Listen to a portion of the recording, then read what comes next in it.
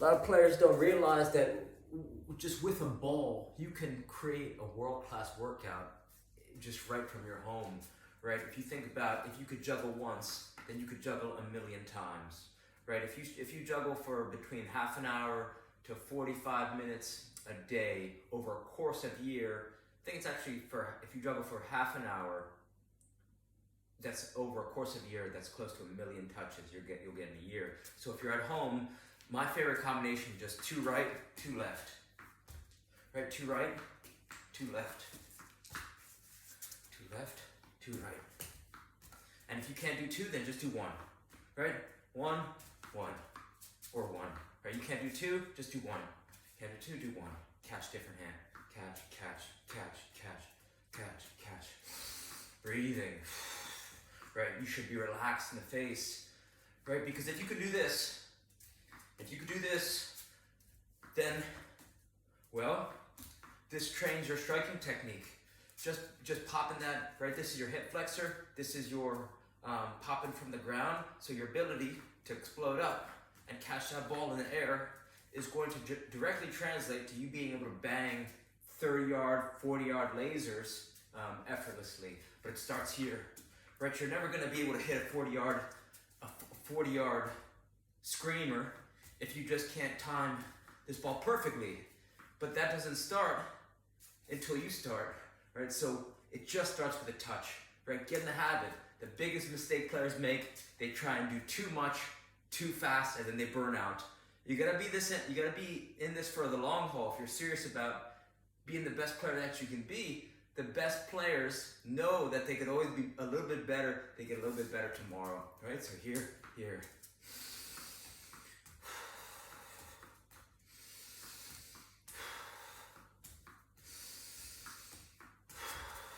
Then when you get tired of juggling, you could do the Tom Turnbull sequence. Right? Outside, outside, inside, outside, inside, outside, outside, inside, outside, inside. Or if you want to mix it up, you could do the Fanta Sista Mickey. So Fanta Sista Mickey sequence. It's first it's just toe touches. Right? So toe touches, then it's toe touch, behind the back touch, toe touch, behind the back touch. Toe touch, behind the back touch.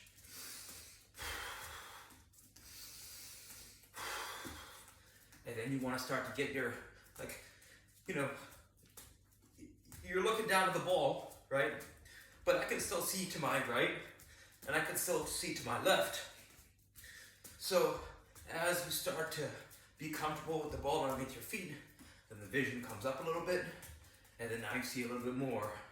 It's not that you're looking up, right? Because the ball's still at the bottom of your vision. You just gain awareness over time, right? Nice and easy. You can slow down if it feels too fast, right? You just want to feel it underneath your foot, right? It's not, it's not just a light touch. You feel it.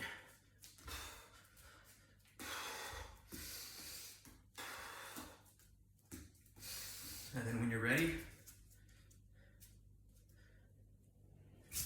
a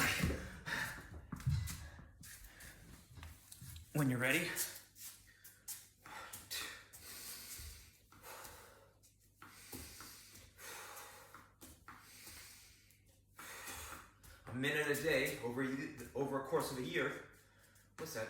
365 minutes, right? 365 minutes. Let's say you get 60 touches in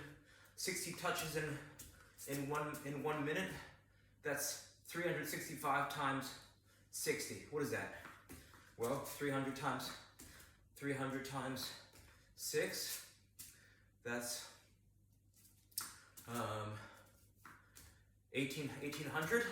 So maybe 1,000 something touches, right? And that's just 1 minute. So you just build a habit. I mean, that's the hardest part.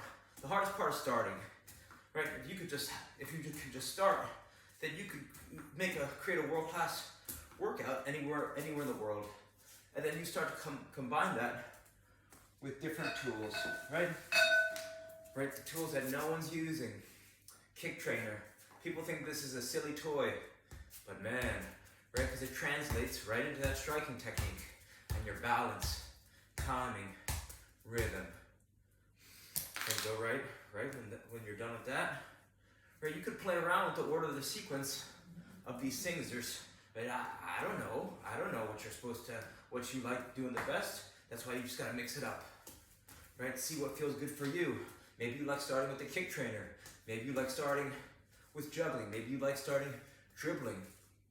You know, maybe you lead with what you're good at, and then you finish with something you're not good at, or it's not your strong suit, or you lead with what you need to improve, and then you finish with what you're good at, right? You gotta play around and start to think about how you like to organize a training session. And then maybe you get personal training from a coach, from a skills coach, you know, a personal soccer coach, and then they like to do a session like this. And you say, okay, that's interesting.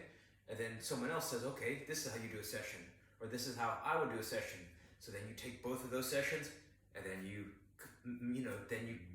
make them, you combine them, right? You say, oh, I liked how they did this warm up, but I liked how they did these technical drills, or I like how they did strength first and then finished with agility, right? So over time, you start to develop your own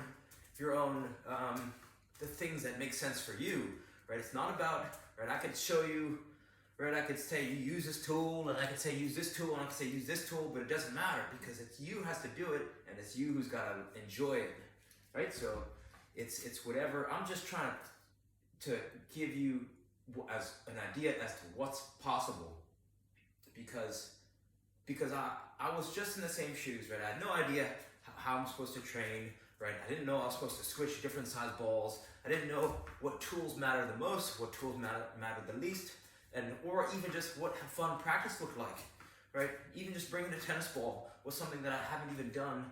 I've been playing soccer for 27 years, and I didn't start juggling a tennis ball until year 2023.